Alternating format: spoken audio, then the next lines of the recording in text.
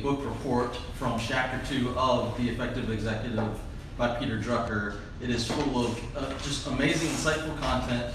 So the information that I'm going to be talking about today is going to be his, and it's not going to be my expertise. In all honesty, this is an area that I want to learn how to grow in immensely, that I need to grow in immensely, and I think a lot of us do as well. And so I'll be able to bring up, observations that I've noticed in my own life or in our work culture that will verify things that Peter Drucker has said. But largely, this content is straightforward from chapter 2, and so I wanted to be helpful and present it today so that we could all grow in this area. So I just wanted to be upfront about this, because the reality is I know I need to be challenged and see growth in this area. I've actually described my days at times, regularly, as like my day was a whirlwind, and it's like the time went by so quickly, and at the end of the day, I'll be like, I don't even know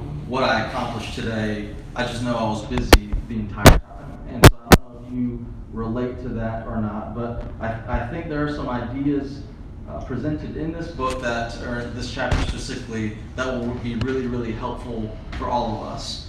It will take some pragmatic assignments for us to work through and be able to identify it, which I'll get into in a little bit, but I just wanted to mention that is where I'm coming from and where the content is derived from. So today is going to be part 1, and it wasn't part 1 as of this morning. The reason why it's part 1 is because one, I thought there was going to be too much information presented if I were to present it all at the same time. But 2, there needs to be some amount of foundational setting, some introspective assignment, data collecting for yourself, and then you can actually get into the weeds and start adjusting and managing your time after you've been able to collect some data. And so I intentionally broke this training up into 2 parts so that it would be extra helpful. So I just wanted to be upfront that we may run short today for that reason, but that is the purpose behind today. So very similar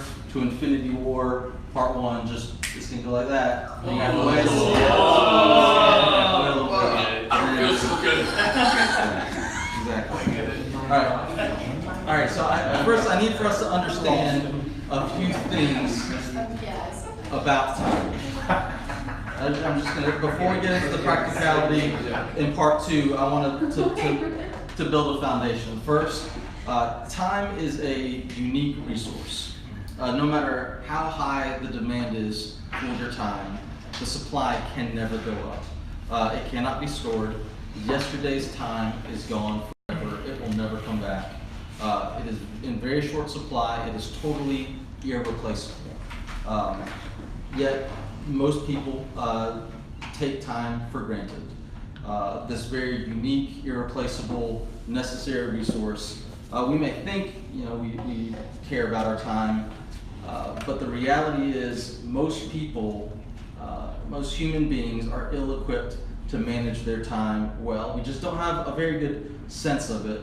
We consistently underrate how much time we'll spend on things, how much time things will take. Just biologically, if we didn't have any windows, we were in a room with no windows, no outside light, it wouldn't take much time for us to lose all sense of it and to not know how long we've been in that room, because just biologically, humans are not good estimators of time. And so I just wanted to be upfront that you are going uphill against the idea of you being able to manage your time well naturally. It does not happen naturally because of the human condition. Number 2, time must be recorded to know where it goes. That kind of coincides with the first point. When we did that time estimation assignment with Steve, I don't know if pastors did it, a few staff members did it. I don't know if you recall it, but there was a fair amount of differences that I noticed and that we all noticed, that our time was spent very differently than the way we thought it actually got spent. And so what I'm going to do, after this presentation, I'm actually going to ask us to do that assignment again. So during my training today, I want you to be listening in a way to prepare yourself to be able to monitor your activity for 6 weeks starting today. And just so we're clear, I actually can't force you to do this assignment. I remember when Steve forced us to do it, I kind of did it begrudgingly. I didn't take it very seriously. I thought it was a waste of time. But the reality is, for this assignment to be helpful to you so that you can grow in this area, you have to see how it would be beneficial. And so my hope today is, in this presentation, I'm hoping to sell you on this so that you can actually see the benefit of how important this concept is of recording our time is so we know where it goes. And I'll kind of use Peter Drucker to explain how, in effective leadership culture, this is a consistent practice amongst those individuals. So that's my goal, because I believe this assignment will actually help you, is to convince you of this. So I think what we'll find is, once we do this assignment, which is pretty typical of humans, that your memory of where your time actually goes is pretty deceptive. So our brain knows what we're supposed to be spending our time on, and so naturally our memory will tell us these are the tasks, this is the time and the items that you spent your time on. However, pretty typically the results are we're actually spending a fair amount of hours elsewhere than we actually didn't even realize. So let me talk about different categories for how you spend your time. So there's 2 main criteria in which you evaluate where your time goes: urgency and importance. So we've got 4 quadrants here. We've got quadrant 1, urgent and important items. So these are crises, pressing problems, deadline-driven projects, anything that requires your immediate attention. Obviously, these are the most stressful moments of your job. For most, it's not sustainable for the lion's share of your time to be going in this quadrant. Quadrant 2, not urgent and important.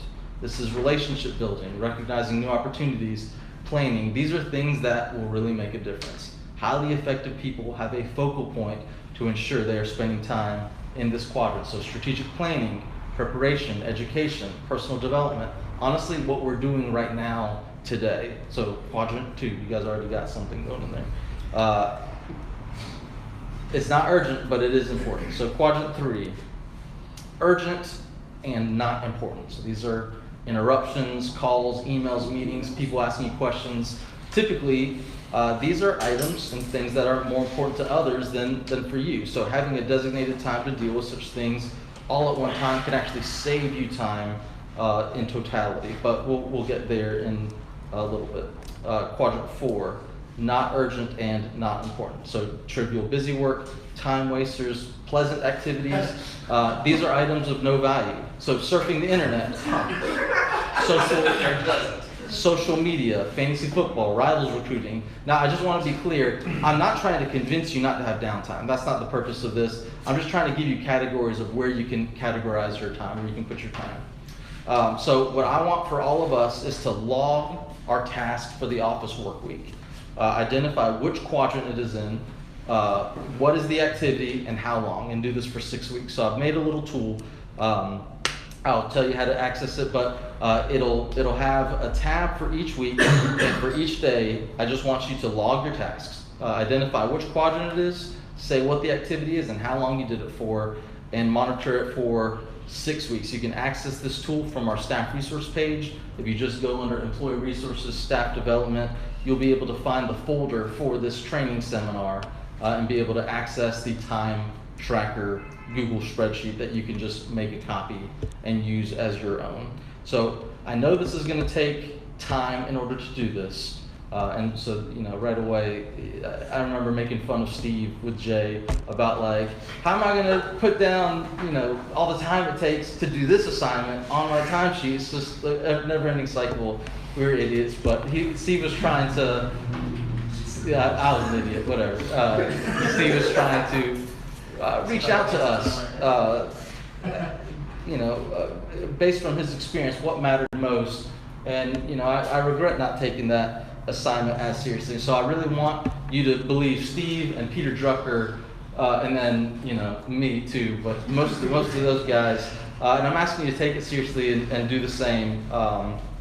This is just the starting point in order to get time management under control. This exercise is not to judge you. You're not turning this in. This is to make you aware of where you are spending most of your time. This is the starting point for you to be able to make improvements and alter your systems.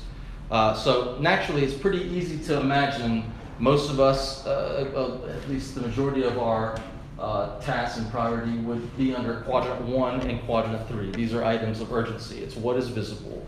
It's right in front of us. It insists on actions. It really doesn't matter how important it is. And then in regards to quadrant 4, it doesn't matter if you're an entry-level employee or a CEO, there will be elements of your job that will find its way into quadrant 4. It's just reality. It could be a trivial task assigned to you by a superior, or it could be, countless ceremonies or functions that you are required to be at as a CEO that you contribute nothing to, that is not very enjoyable, that doesn't develop you, and it just ends up being part of everyone's work life. They can't be disregarded, they're just reality. So the question is, how much of your time is going where? And that's what we need to find out first before we can even make adjustments. Peter Drucker says, one has to record time before one can know where it goes and before one can attempt to manage it. He says the record needs to be in real time, so actually as the events are occurring, not based on your memory of what you spent your time on previously, because as he's already pointed out, our memories are very deceiving. Jim Collins says, what gets measured gets managed. How can we possibly hope to manage our time if we don't measure precisely where our time goes? So according to Drucker, many effective leaders keep an ongoing log and look at it every single month. He says bare minimum effective leaders do 3 to 4 week stretches where they log their activities twice a year, and this is to allow them to be able to see if they have drifted back into wasting their time. He says that we are actually incapable of growing in time management. He says the only way to improve is constant effort to prevent drifting from keep occurring. Because just naturally we drift towards that. Our memories are deceptive. Then the last thing I want you to understand about time is time must be in chunks. So this is just a basic concept that I want you to pay attention to as you're logging your activity. Working uninterrupted is better than working intermittently. So if you have a project that requires 8 hours of time and effort, it is pointless to give it 15 hours a day for 5 straight weeks. Yeah, exactly. You'll end up not making much progress on that assignment, that report, that project at all. He says, you'll end up just having little doodles on a sheet of paper. I don't know if you relate to this, but sometimes just you'll draw pictures of the rock without having much progress done on your assignment. So I know this from experience. If this scares you, that's what happens if you work on things intermittently. This is all that you'll end up coming up with. But if you lock the door, turn off your phone, sit down and wrestle with it for 4 hours, you know what will happen? This is something I really like that Drucker does. No, not, you'll have a picture of the rock and some more stuff. He says you'll have a draft 0 of that project. And what a draft 0 is the point in which you've done enough on your assignment, your project, your report, where now you can work on it in fairly small installments and it makes progress. So now you can rewrite, correct, edit, section by section, paragraph by paragraph, sentence by sentence, and it's actually helpful. And so once you have a draft 0, a great idea that you have in the shower one morning can actually be added to that draft 0 report that you've already written up with very little time or energy, and it's incredibly beneficial. Before you have draft 0, any new ideas, it's daunting, overwhelming, you're not sure what to do with them, it's very likely they won't be utilized or implemented.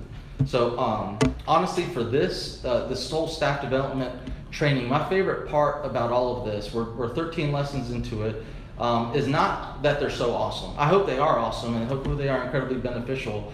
I'm just thrilled that we have a draft 0 of something, that we've got ideas and lessons and values that now when we have thoughts or learn new lessons, new inputs, new way to explain certain concepts, we can just go and enter these ideas into the lessons and be able to revisit them a year from now. So that's my favorite part, is that simply we just have a draft zero. Well, now we can actually have small snippets of time and continue to make progress in our area of training and revisited when the time is right.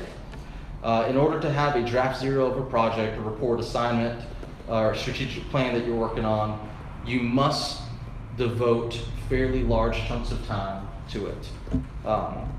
Small snippets are insufficient, and even if they add up to a large total, it will not be effective or helpful. And I don't know if you find yourself frustrated in this scenario, but I know I have as well. So this made a lot of sense to me. The same is true with relational connections. So it's not just related to tasks.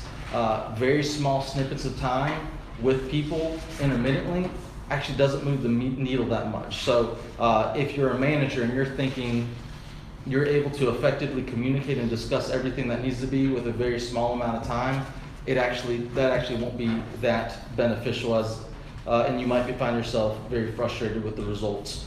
So your time must be managed with unhurried chunks without interruption. So what I wanted to leave us today, I was going to do two more things. One, the last slide is, I want us to spend the remaining time, go to your computers, start the spreadsheet, just have it pulled up, and I want us to begin tracking our time. Because 6 weeks from now, I want to do time management part 2 and actually get into the managing your time content from Peter Drucker's material, because I think it is really helpful, but I don't think it will be that useful until we do this assignment. And then the second thing I wanted to do, just because I thought it was very, very interesting. Yeah. Would it be better, or is it better or worse, or the same to do it on your calendar? I just want you to be able to say what the activity is, how many hours you've done, and what quadrant it fell into. Okay. I think that is what is going to be helpful for the part 2 training. Cool. I want to pull up a story that it made a big impression on me from this chapter. I meant to have it pulled up already, bear with me. They're building a wall apparently. We'll talk amongst yourselves. Anybody agree with that? Chris, in that chapter, does he suggest what quadrant you're aiming for and percentages? I mean, you will have representation of all 4. The point of where he's going is quadrant 2 is the one that goes away. And that's the one that the common denominator of I just didn't know if he put any kind of percentages. He did not give a percentage. Okay. All right. But that's for future planning, creative, all that stuff. Got it.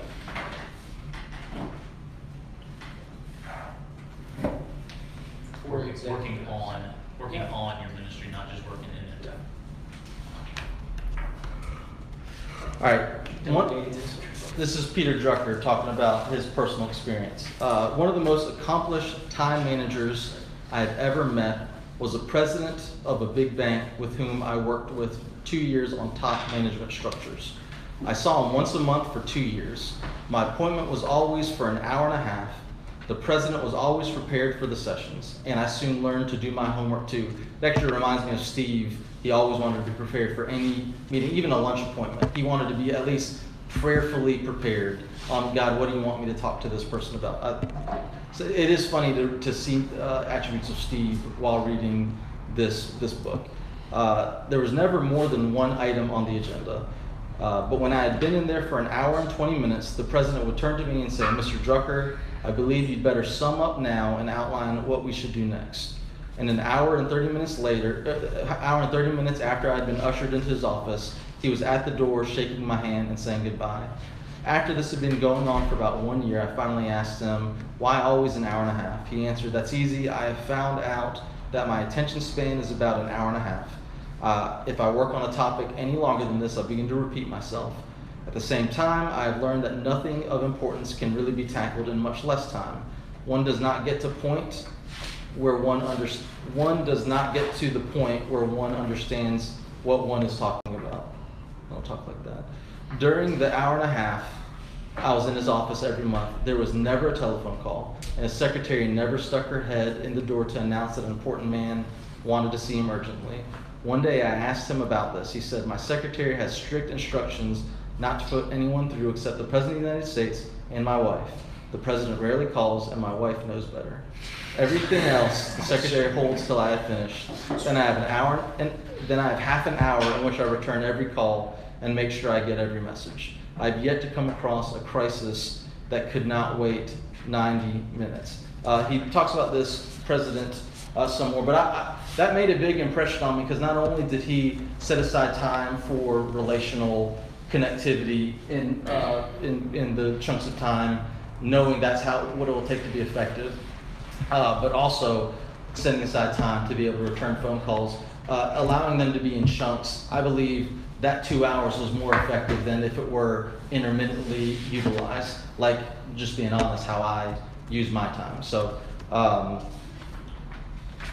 yeah.